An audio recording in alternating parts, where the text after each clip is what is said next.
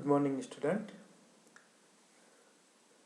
So, in gear train, we will see next the fourth category of gear train, which is epicyclic gear train or planetary gear train. Okay. So, in gear train, we have already seen three types: simple, compound, and reverted gear train. And the fourth type is very important: epicyclic gear train, also called as planetary gear train. Okay. The gear train having a relative motion of axis is called a planetary or an epicyclic gear train, or simply we can also call epicyclic gear or train. Okay, so in epicyclic gear train, as it is like when we were classifying the types of gear train, I explained this is the gear train on which the axis of one of the gear also rotate about another axis. तो यहाँ पे आप देखेंगे this is the diagram of epicyclic gear train. This gear is called plan P and this gear is called S. Okay, it is like this is sun and this is planet. Okay, so and this is the arm connecting the both. This is fixed here. Okay, it is fixed. Now what happened when we rotate this will rotate around this. So this gear is having movable axis. The axis of this gear is moving around the sun. So that's why it's also called sun and planet, because the planet is revolving around the sun. Okay, so it's normal nomenclature. Okay, P, S, and this is the arm connecting both the gear, which is called which is the arm. Okay, not gear. So यहाँ पे ये चीज़ बहुत समझने की जो important चीज़ है वो ये है: consider two gears when wheel S and P the axis of which are commonly connected by an arm A. Okay, if the arm A is fixed the wheel S P constitute a simple train. Okay, however if the wheel S is fixed, okay, so that the arm can rotate about the axis of S, the wheel P would also move around S. Therefore it is an epicyclic gear train. Okay, अगर अपन simple इस arm को fix कर दोगे तो आपका ये एक gear है P जो कि S के साथ मैच कर रहा है. ठीक है, so then it is means not different from the simple gear train. But अगर मैंने सन को फिक्स किया, मीन्स एस को गियर को फिक्स किया, एंड नाउ अगर मैं इसको घुमाता हूँ तो ये, अगर मैं आर्म घुमाऊंगा तो ये पी इसके अराउंड रिवॉल्व करेगा और ये आर्म भी घूम रहा होगा. तो अब इस केस में क्या है कि जब ये सन फिक्स है तो यहाँ पे इसका एक्सिस मूव कर रहा है, and that is the all means the different thing from other all gear trains. यानी कि अभी तक जो 3 गियर ट्रेन पड़ी थी उसमें कोई भी एक्सिस मूव नहीं कर रहा था, सारे के सारे एक्सिस फिक्स थे गियर के. गियर उसके अबाउट मूव कर रहा था, बट यहाँ पे आपका एक्सिस ही रिवॉल्व कर रहा है. ठीक है, so if the wheel S is fixed so that the arm can rotate about the axis of S, the wheel P would also move around S. Okay, therefore it is an epicyclic train. ठीक है, अब इसके बाद में आप ये theory है आप पढ़ सकते हैं. The advantage of this planetary और epicyclic gear train is large speed reduction are possible with epicyclic gear train, and if the fixed wheel is annular, a more compact, annular means if it is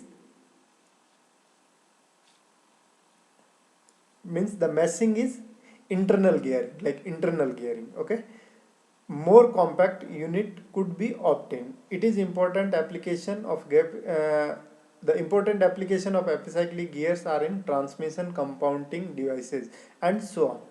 Okay, so अब मैंने एक चीज़ आपको जब degree of freedom explain कर रहा था first unit में, अपन ने डिस्कस किया था कि मैंने एक एग्जांपल लिया था. I don't know you remember और नॉट, मैं आपके साथ नोट शेयर करूंगा, उसमें आप देख सकते हैं.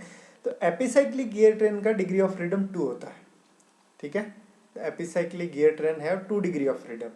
Please remember this. अब इसका मतलब क्या है, if you want to get constraint motion you should give two input, okay.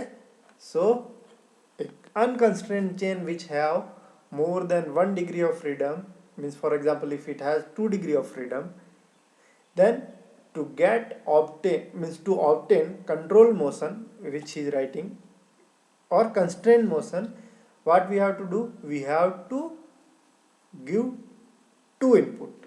अगर 2 डिग्री ऑफ फ्रीडम है तो 2 इनपुट देना पड़ेगा, ठीक है।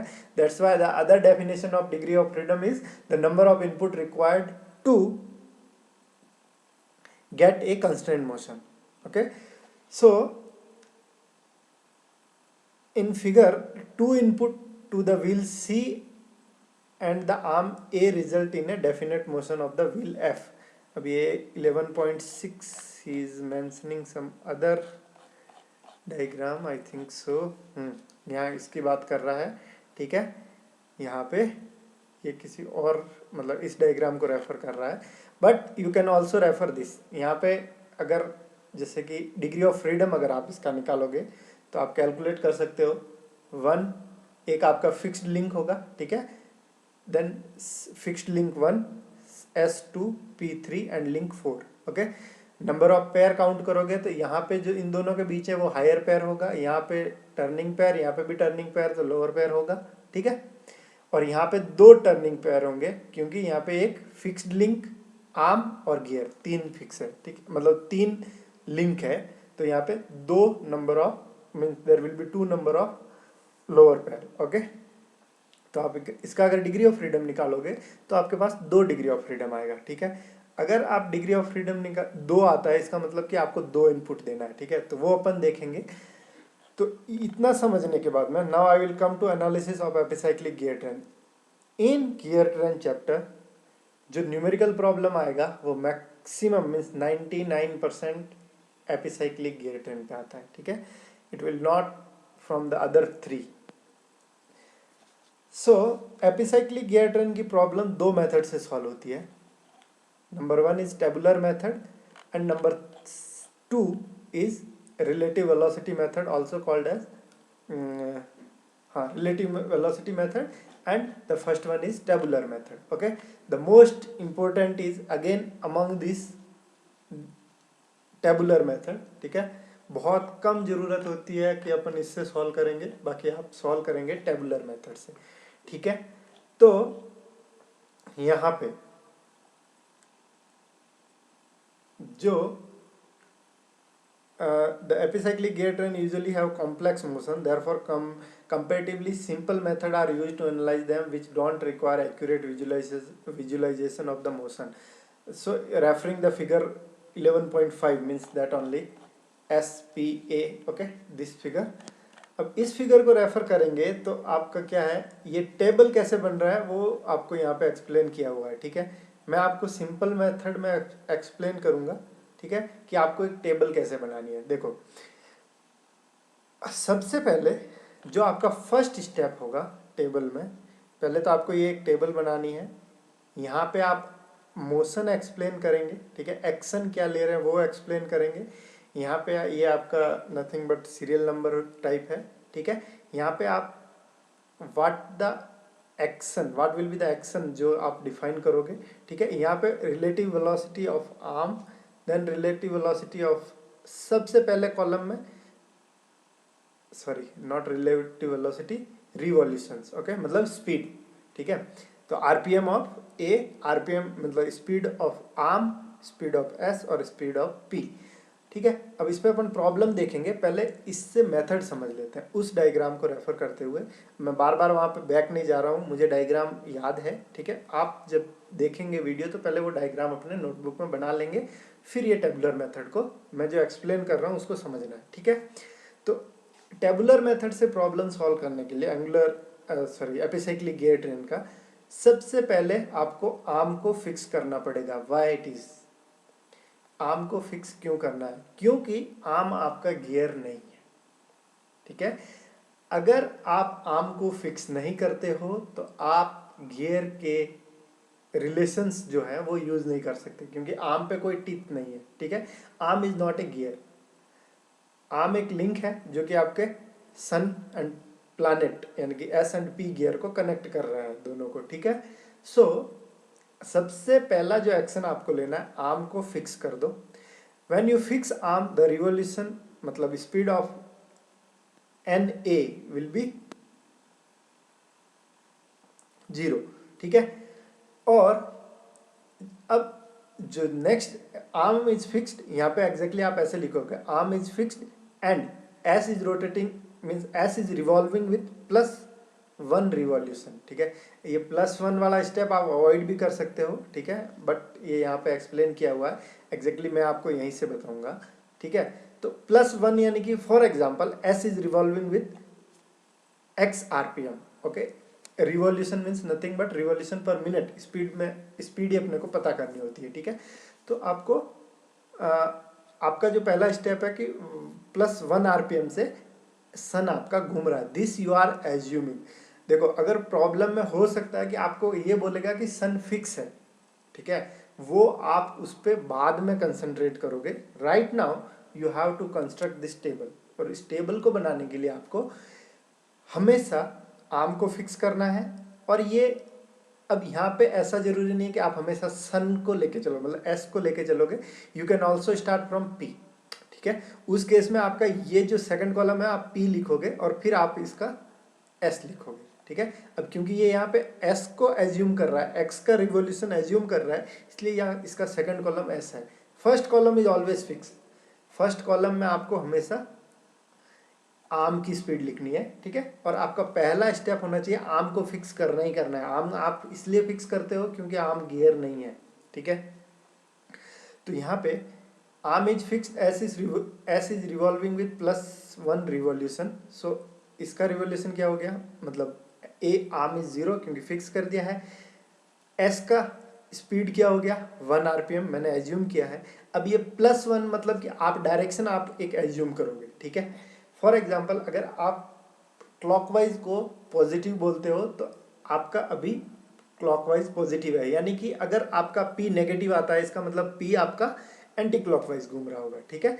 अगर आप एंटी क्लॉकवाइज को पॉजिटिव लेते हो तो फिर आप नेगेटिव को क्लॉकवाइज लोगे, दैट्स ऑल। ये आप पे डिपेंड करता है कि आप क्या डायरेक्शन एज्यूम करते हो, उसी के अकॉर्डिंग आपको लिखना भी होता है। तो यहाँ पे S +1 revolution, so my assumption is, मेरा एजम्पशन ये है कि मैं पॉजिटिव को क्लॉकवाइज बोल रहा हूँ, ठीक है। सो आपका S gear 1 RPM clockwise direction में 1 RPM की स्पीड से क्लॉकवाइज डायरेक्शन में घूम रहा है, okay. So what will be the RPM of P means speed of P, ठीक है। तो आपको पता है अगर मैं NP/NA लिखूं, सॉरी NP/NS लिखूं तो that will be equal to TS/TP। Again I am repeating, if I write here speed मतलब RPM NP divided by NS, यानी कि speed ratio of P to S, तो what will I write in terms of teeth TS/TP, where TS and TP is the number of teeth on sun and planet gear, ठीक है। But ये minus कहाँ से आया, ये minus इसलिए आ रहा है क्योंकि आपका अगर आपका सन प्लस डायरेक्शन में यानी कि क्लॉकवाइज डायरेक्शन में घूम रहा है तो पी आपका एंटी क्लॉकवाइज घूमेगा, क्योंकि पी और एस में आपका एक्सटर्नल मैसिंग है, ठीक है, ये एक्सटर्नल मैसिंग है। तो ये यहाँ पे स्टेप्स लिखे हुए हैं, आप ये इसको भी पढ़ सकते हो बट नॉट रिक्वायर्ड, मैं जो समझा रहा हूँ वो समझ लो। तो अब ये जो पहला स्टेप्स है आप एग्जैक्टली अवॉइड कर सकते हो, ठीक है।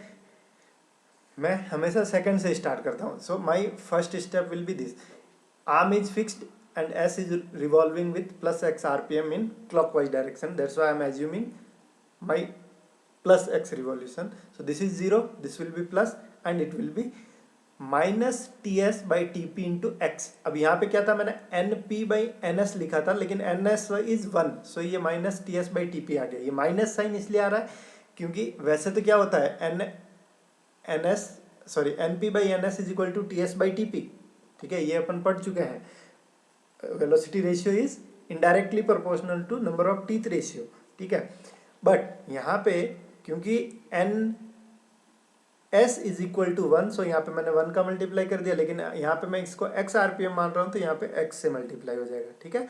नाउ सेकंड स्टेप या फिर थर्ड स्टेप आपका होगा, अब आपने आर्म को फ्री कर दिया and arm is rotating with Y RPM, okay. So add Y to all columns.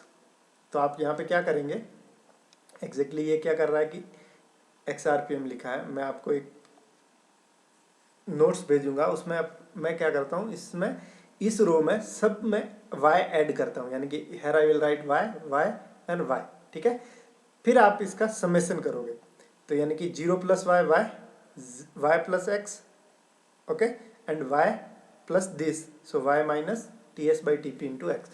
Now ये जो आपको सम मिल रहा है, this is the speed of all the gears. Like अगर मुझे मतलब आरपीएम ऑफ एस चाहिए तो that is Y plus X, not X और 1, okay, this is Y plus X. तो अब ये जब आप टेबल बना दोगे, ये टेबल बनाने के बाद में अब आप प्रॉब्लम रीड करोगे, ठीक है। प्रॉब्लम में वो आपको कंडीशन देगा, एक का आरपीएम गिवन होगा, दूसरे का पूछेगा, और एक को बताएगा कि कौन सा फिक्स है। फॉर एग्जाम्पल इस प्रॉब्लम में आपको ये बोलता है कि S is fixed, okay.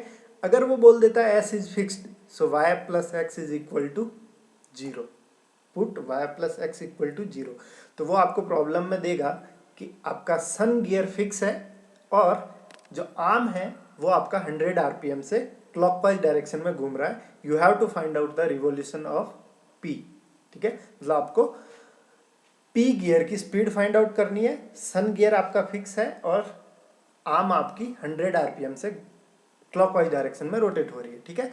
So according to this given condition y plus X is equal to 0, क्योंकि सन को फिक्स बोला है उसने। इसलिए मैंने आपको बोला था कि ये पहले नहीं देखना है कि सन फिक्स है तो मैं इसको रिवॉल्व क्यों करा रहा हूं, ठीक है। तो ये प्रॉब्लम आप पहले नहीं देखोगे, पहले आपको हर एक प्रॉब्लम की टेबल बनानी है। टेबल बनाने के बाद में जो ये फाइनल रिजल्ट आएगा उसको आपको गिवन डाटा से कंपेयर करना है। सो आप मैंने क्या बोला है कि सन आपका फिक्स है, अगर सन फिक्स है तो y plus X equal to 0, okay, and y is given 100 RPM clockwise direction में, तो plus y is equal to 100 ये गिवन है, तो x you will get and number of teeth on p and s will be given, so you can get this value y minus ts by tp into x, okay, and इसका जो value, इसकी जो value आएगी वो होगा आपका p की speed, ठीक है, that will be the speed of p। इस मेथड से आप पूरी प्रॉब्लम, कितनी भी बड़ी प्रॉब्लम सॉल्व कर सकते हो, ठीक है। तो यहाँ पे ये तो था मेथड टेबुलर मेथड। अब जो सेकंड मेथड है वो है रिलेटिव वेलोसिटी मेथड, जो कि इतना ज़्यादा इंपॉर्टेंट नहीं है, but you should know in case अगर वो प्रॉब्लम में मेंशन कर लेता है कि आपको प्रॉब्लम सॉल्व करना है रिलेटिव वेलोसिटी मेथड से, तो फिर आप कुछ नहीं कर सकते, फिर आपको इसी से सॉल्व करना पड़ेगा। Otherwise you can do by any method and the best is tabular method, ठीक है। सो रिलेटिव वेलोसिटी मेथड में क्या है कि अब आप देखिए, angular velocity of s is equal to, यानी कि angular velocity of sun is equal to angular velocity of s relative to a plus angular velocity of a, यानी कि angular velocity of sun relative to arm plus angular velocity of arm, ठीक है। तो omega s I can write, और if I say angular velocity of s relative to a is equal to angular velocity of s minus angular velocity of a, so in terms of omega, or I can also write in terms of rpm, so nsa यानी कि speed of s with respect to a in relative to a is equal to speed of s minus speed of a, okay. In the similar way I can also write speed of p with respect to a is equal to speed of p minus speed of a। अब यहाँ पे इसने क्या किया है, sign convention पहले ही consider कर दिया है, ठीक है। अगर सेम चीज आप खुरमी एंड गुप्ता में देखोगे तो ये समझ में आ जाएगा कि ये माइनस यहाँ पे मतलब ये N A minus N P क्यों लिखा है, यहाँ पे लिखा क्या है, ये साइन पहले ही कंसिडर कर दे रहा है, ठीक है, ये क्या कर रहा है यहाँ पे साइन पहले ही कंसिडर कर दे रहा है, ठीक है। तो इसने क्या किया है, पी और एस अगर मैच कर रहे हैं तो जिस डायरेक्शन में एस घूमेगा पी इसके ऑपोजिट डायरेक्शन में घूमेगा, ठीक है। तो अगर मैं एन एस को N S A plus N A लिखता हूँ तो एन पी को मैं क्या लिखूंगा, N P is equal to minus N P A plus N A, because ये जिस डायरेक्शन में घूम रहा है ये पी आपका ऑपोजिट डायरेक्शन में घूमेगा, that's only he want to say है, ठीक है। आपको कंफ्यूज नहीं होना है, मैं क्या बोल रहा हूँ, एन एस ए यानी कि loss speed of s with respect to a is equal to speed of s minus speed of a. In similar way I can write speed of p with respect to a is equal to speed of p minus speed of a, ठीक है। सो आपको क्या मिल गया, ns minus N ए, अगर मैं ns a by N P A करूँ तो ये अब मैं इसको माइनस ये मतलब एन ए पहले नहीं कंसिडर कर रहा हूँ, ठीक है। ये आएगा, देखो कैसे आएगा मैं बताता हूँ। तो यहाँ पे क्या हो गया, N S minus N A, in the similar way I will write here N P minus N A, ठीक है। जस्ट इसी बुक का मेथड एज इट इज मत फॉलो करो, आप अपना थोड़ा सा दिमाग लगाएंगे तो अपन समझ सकते हैं, N S minus N A divided by N P minus N A, ठीक है। Now N S by N S A means I will just call it speed of S with respect to A, यानी कि sun gear की speed with respect to arm divided by P gear की speed with respect to arm will be is equal to this. अब अगर मैं teeth के term में लिखूं तो N S A by N P A will be is equal to T P A divided by T A. But अगर ये internal external मैसिंग है तो इन दोनों की स्पीड डायरेक्शन ऑपोजिट होगा, ठीक है। So N S A by N P A is equal to minus T P divided by T S, ठीक है। So here I can write T P by T S, that will be minus of this, ठीक है। Same method आपको खुरमी and Gupta में दिया हुआ है, वहां पर नोटेशन अलग है, आप पढ़ सकते हैं, ठीक है।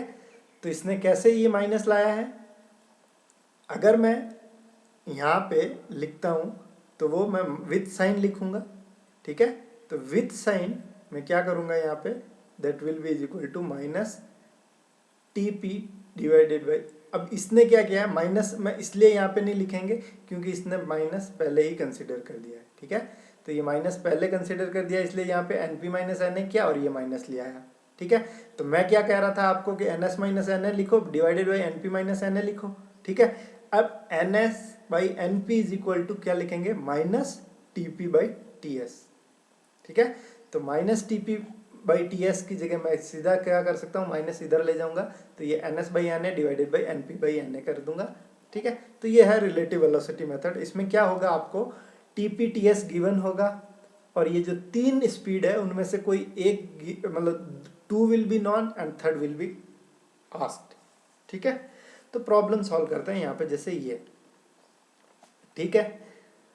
तो ये ए गियर है, ये बी गियर है और ये आपका आर्म है। इस पे नंबर ऑफ टीथ 40 है, इस पे नंबर ऑफ टीथ 30 है, ठीक है।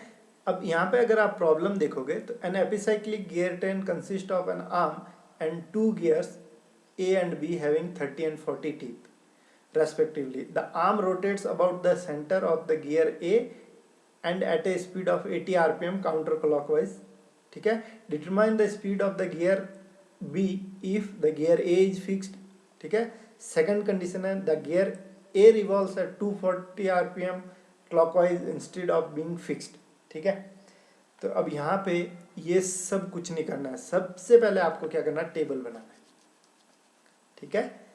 टेबल बनाओगे, टेबल कैसे बनेगा, इस स्टेप को भी छोड़ दो, कोई ज़रूरी नहीं है क्योंकि ये जस्ट एक स्टेप बढ़ा रहा है, कुछ नहीं। मैं आपको यहाँ पे स्टार्ट करता हूँ, गियर इज फिक्स्ड,